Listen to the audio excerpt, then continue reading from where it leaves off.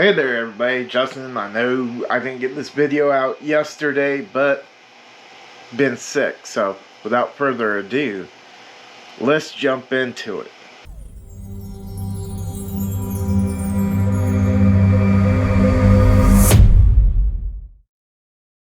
Hey everybody, Justin here with Tabletop Foundry, and today we're going to go over some general maintenance that you should be doing on your 3D printer and things that might just help you out. Things that I have neglected to do, and it sort of forced me to do because it needed to be done. So let's take a look. First of all, I've got my Ender 3, and the first thing we should be doing, and should constantly be doing, and yes, this is a little bit staged, is make sure your work area is clean. Yes, this is staged. This is not how it normally is, but yeah. So don't do this. Don't do this. So what we're going to do is, with a little movie magic, and voila, our work area is clean, as it should be. Now, if you have a direct extruder like I do, you still have technically a Bowden Tube. Now, if you're still using the factory extruder like on the Ender 3 here, you would definitely have a Bowden Tube a lot longer. You've got to make sure that you're watching that, making sure it doesn't get clogged, or you're going to have a problem printing because nothing will come out. Secondly, this build plate. Yes, I just ran my hand across this. This is a no-no, but it's not on, it's not hot, and I picked it and clean it anyways. So how do you clean the build plate, especially a glass one, you might ask? Well, I have me a little brush, and I have me some isopropylene alcohol, and literally I brush me a little on it. Why?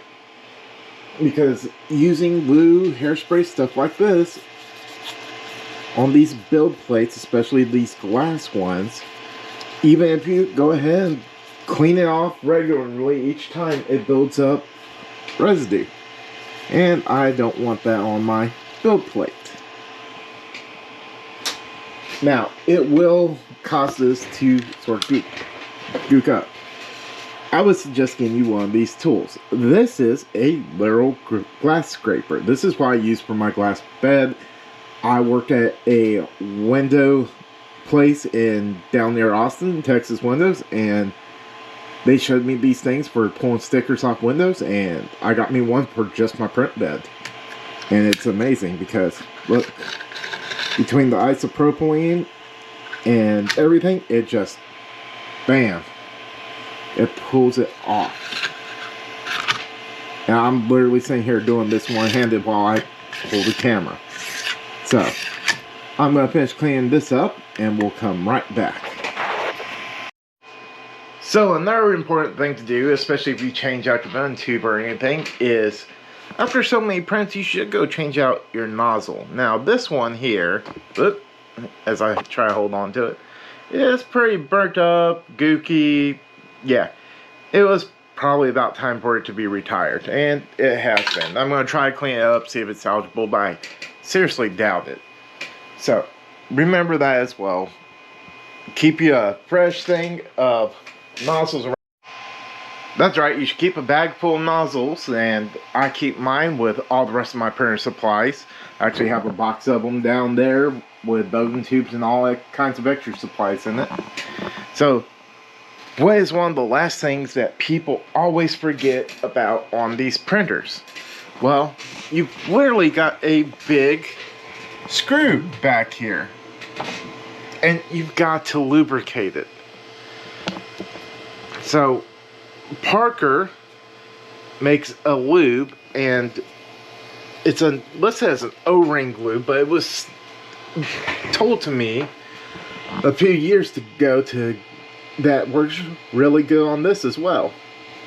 So what I literally do is just smear a little back there on it right near the motor, and I'll let the screw work itself up and down, adjusting my Z-axis, and then going up and down and getting down in there, it helps it out. And it just quiets everything right down. Now, the absolute last thing I'm going to say, because it's happened to me before, is right here. this is your tensioner for this belt, and I've already done it because it's too difficult to do one-handed. But make sure this is tight and your belt's tight. If you don't, it will give you all kinds of problems.